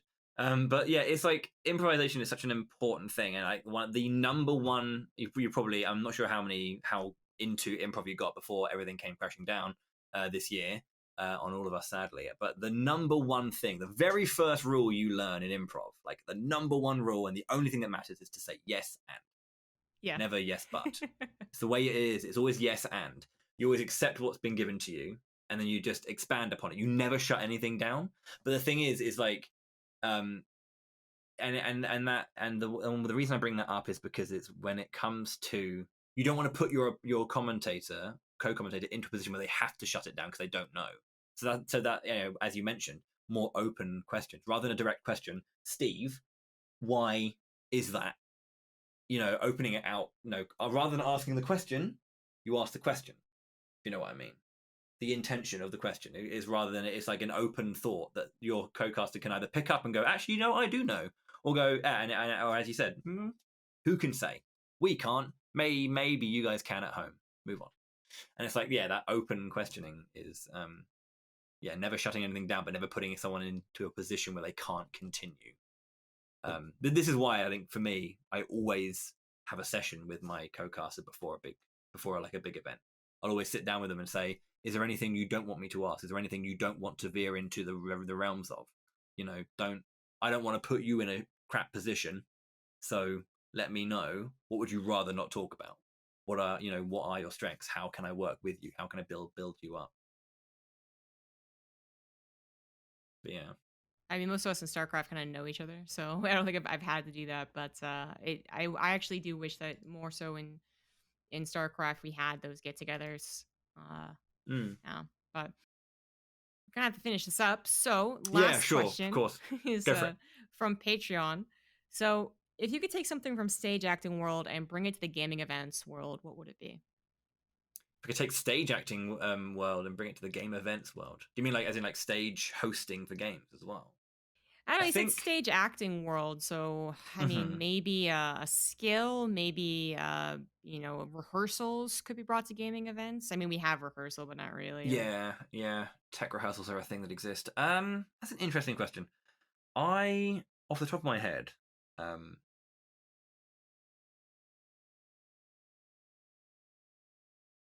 I think a skill. I don't know. I think the thing that I would bring is that every day is different, and I know that's again a really wanky thing to say, but it's like the beauty of live theatre is that the audience is different every night, but so are we. And it's about accepting how we feel on the day and like owning what we do every single day. So like every show is not going to be the same. If I go and see a piece of theatre one night and see it another, they're not the same show. It's the same show, but there are little differences every now and then. One of the actors might be a little bit more pissed off that day because they got a bill in the mail and they have to spend money. So a scene with a little bit more tension or a little bit more anger might just have a little bit more underlying punch to it because the actor's a little bit different, and the audience will be responding in different ways, especially when you're doing comedy. And you have to like make people laugh, and they're not laughing like that was funny, damn it. But like you feed off the energy the audience give you. So it's kind of I think that's at least what I bring. Um, at least that's what I'd like. Want to try and bring a little bit more. Is that kind of like that live presence, that interactivity, and that kind of sense of the sense of liveness. I yeah, think is most less of a important. TV news anchor that Yeah, is, yeah, banter is like a script. yeah, yeah. It's a little more It's lively. like Yeah. yeah. I mean, I'm not sure if that kind of question was also asking like what do I think could be brought rather than what I would personally bring. I'm not sure, as in like to my work, or what do I want to bring to the entire scene as a whole? Yeah, Maybe. I think that would still fall under the question. Okay. In if that's the regard, I think kind of like, I think yeah, to kind of go to push that idea of like rehearsal a little bit more, but it's like not about script because I find it weird when there's like massively scripted pieces. Like in like I hate teleprompters. I can't deal with them at all. But the idea of just physically, not just a case of like rehearsing the show, but rehearsing with yourself or with your co-caster how you're gonna how you work, like actually get practice how you work with each other, and like have a plan. Like that's the thing. Like with the whole point of the theater is we have a script, we have a story we want to tell. How are we going to tell it? So rather than just rocking up on the day and doing casting and talking about the game, how are you gonna you can't just like let your co-caster know. By the way, I'm gonna try. I want to do this, and this is kind of what I want to talk. Looking at these games, we've got these players, we've got this game. This is what's at stake. I think we should talk about this, and then have those kind of like brief moments of practice or kind of I think that's A little I more don't of know. a have a briefing instead of just a tech rehearsal, which can mostly be done with Yeah, people that are there already, anyways. It's always yeah, sometimes those questionable commentators have to be here. No, okay. But a little more of that like discussion, hitting the yeah. storylines. What's the biggest deal about this tournament? Who wants to work what matchups, what races, for StarCraft. Like I agree. And then I also, for me personally, I wish that like the rehearsals could include talking with the players and the teams to kind of Yeah. get their input into the overall Mm. production. Yeah, I do that sometimes. I'll like reach out to people and just be like, how are you feeling about this tournament? So that, because I love that thing of like when you bring to the, I don't mean to go on before we finish up here, but it's that whole idea of like I was speaking to them earlier and they said this, that sense of that they're we're talking about these players playing, but who are they as people and what do they feel about this? They haven't got the agency to do that, and that's what we're there to do. So yeah. Would be nice, but oftentimes these events don't necessarily have people flown out Sometimes not even the day before. Sometimes they arrive the day of. Yeah, So God, I've never had that one. That's tough. yeah. But yeah, But all right, that's gonna wrap yeah. it up here. Thank you so much for taking the time to almost 2 hours actually to Oh God, sorry. talk with me. No worries. Thank There's a you lot very of much again for having me. yeah. I think it was really interesting to get a fighting game person on here as well. Finally, I said it was going to happen eventually, but it's a large part of what we talked about. So it is. I think it is the most foreign world to me, more foreign than shooters or MOBAs or heck, even mobile games. Actually, I still feel like I know a little bit more about that because mobile games are usually just like a RTS or tower defense, like on phones. But fighting games, that's where I watch the commentary and I'm like, huh, I Yeah, don't know if I could ever do this. But so thank you yeah. for giving your insight into that, No as well worries. as the Thank stage you. acting was quite insightful. I really enjoyed it. Um, Cheers. Thank you. yeah. So where can Uh, people find you? I guess you said you stream, but then are there any yeah. events that you might be hosting or commentating coming up? Well, funnily enough, actually, it won't be on when this goes out because I think you said it releases in Yeah. a few weeks. But the next weekend, because I do speedrunning, I'm a speedrun commentator as well and host. So I work with a company called ESA, the European Speedrunning Assembly, and they have an event called Break the Record Live. I'm not sure if you've heard of Break the Record Live, but it's a 3-day kind of like time trialing marathon rather than like individual races for like tournament stuff. We do like a 3-day time trial. Who can get the fastest time in those 3 days of grinding runs? And I host that. So that's kind of the stuff that's coming up, and hopefully there'll be more as we go forward. But that's kind of one of the things I do. But in terms of where you can find me, my Twitter, kind of all that kind of stuff, Bowie_Alexander. My Twitch is BowieTheHero, which is this guy right here. Actually, funnily enough, that's Bowie the Huh. Hero. That's why I wear a bandana. But yeah, he's from Shining Force 2, the best strategy game ever made. Single player strategy game. All right, I'm not going to talk about artists. I SRPGs. figured. Yeah. Yeah, that's where he comes from. But yeah, I do speedrunning stuff mostly, and I'm a big JRPG speedrunner. You wouldn't think that 3+ hour speedruns are as good as like the half an hour one, but they're a different beast, and the commentary is very different. So Yeah. yeah, that's kind of what I do. I do play fighting games and do other stuff too, but RPGs and speedrunning is my focus on Twitch. So I got it from your background that you're into RPGs.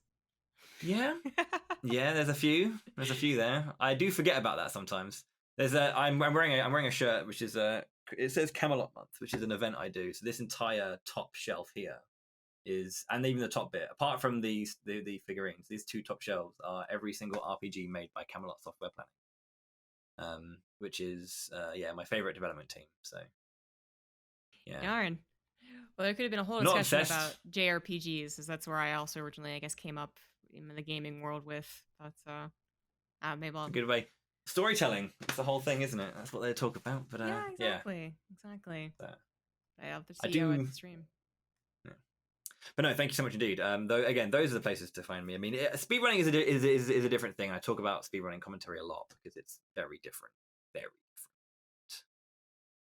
Yeah, that's a whole fun thing. But that's Yeah. a conversation for another day. I guess so.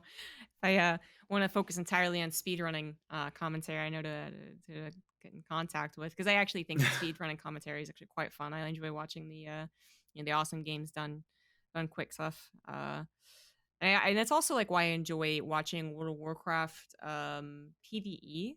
Like the Hmm. raids and stuff like that. I found it's a lot more like speed Yeah. running commentary. I can't stand MMO PvP commentary, which like tries to Oh, be like esport commentary, but I'm like, it's a bit different. It really is a bit different. yeah, exactly. But Yeah. hey, as you said, another time perhaps. So thank you again for coming on, and thank you No guys worries. Thank you. for listening and watching. If you're watching this on YouTube, as always, check out the Patreon, which link is down below. And I'll see you guys for episode 23. Bye. Take care.